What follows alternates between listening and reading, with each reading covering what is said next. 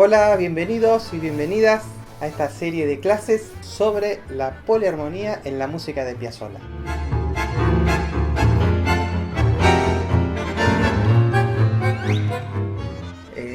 Sobre este recurso poliarmónico, este recurso que Astor utilizó bastante en su música, que es más difícil de estudiar y de entender.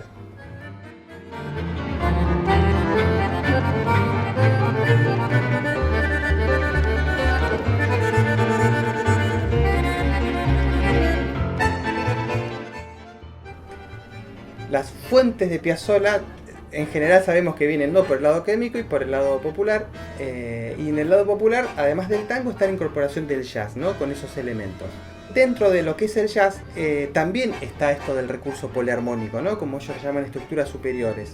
Pero no es desde ahí desde donde Piazzolla lo adquiere ese conocimiento, sino que viene por el lado de Ginastera.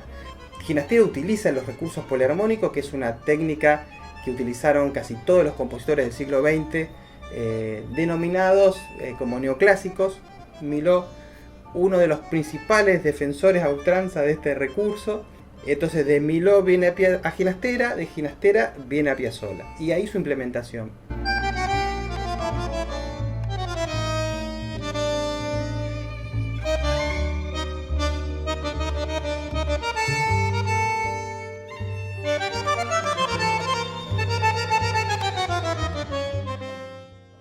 Una característica muy común que vamos a ir viendo tiene que ver con la forma y cómo Astor utiliza un recurso poliarmónico, que puede ser poliacordes o politonalidad, como enlace entre dos secciones. Sabemos que la música de Astor es principalmente tonal, enriquecida con tensiones armónicas provenientes también del romanticismo, de la armonía romántica y también del jazz.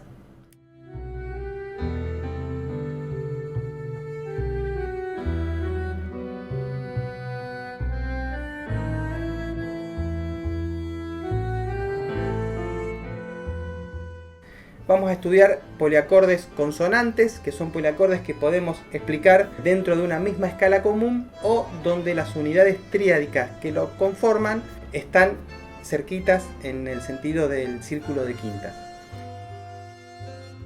Poliacordes disonantes, que es cuando las unidades están más distantes en el círculo de quintas.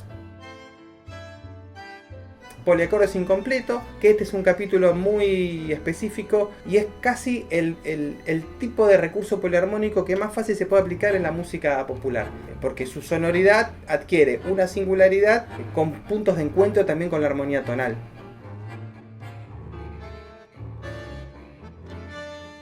Y también vamos a ver recursos de politonalidad, sobre todo politonalidad estática, ¿no? Unos extractos tonales separados en donde van conviviendo, pero van armando una suerte de gran pedal politonal.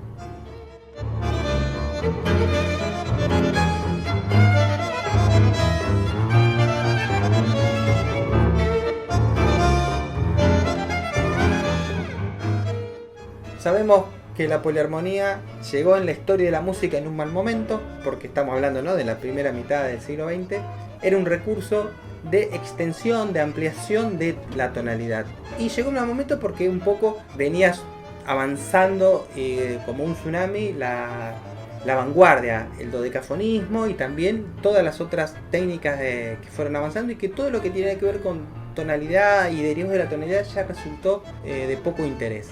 No obstante, sabemos que casi todos los autores del siglo XX, clasificados como neoclásicos, utilizaron este recurso. ¿Por qué lo utilizaron? Porque dentro de un contexto tonal puede generar un dinamismo y un contraste muy interesante. La intención mía es que a través de la música de Piazzolla, música hermosísima, también se puedan enamorar del recurso poliarmónico.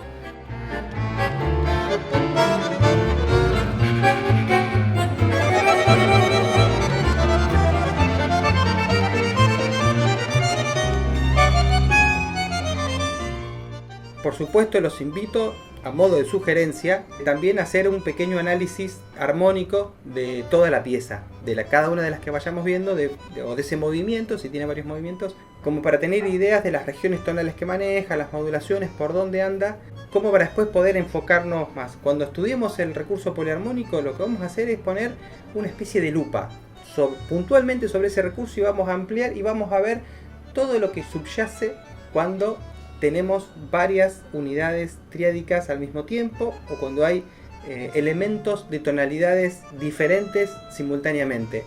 Ahí vamos a poner una lupa. Esa lupa va a estar escindida de la tonalidad madre, porque ahí pasan otras cosas. Entonces está bueno tener un pantallazo de la tonalidad, un poco del manejo armónico de la pieza.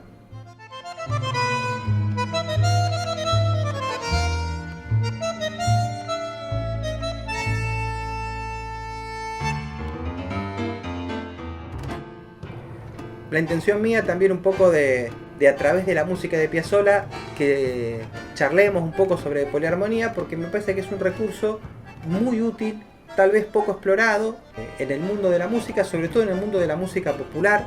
Me parece que Astor abre un camino de cómo utilizar ese recurso en contexto de música popular, con cierta complejidad, por supuesto.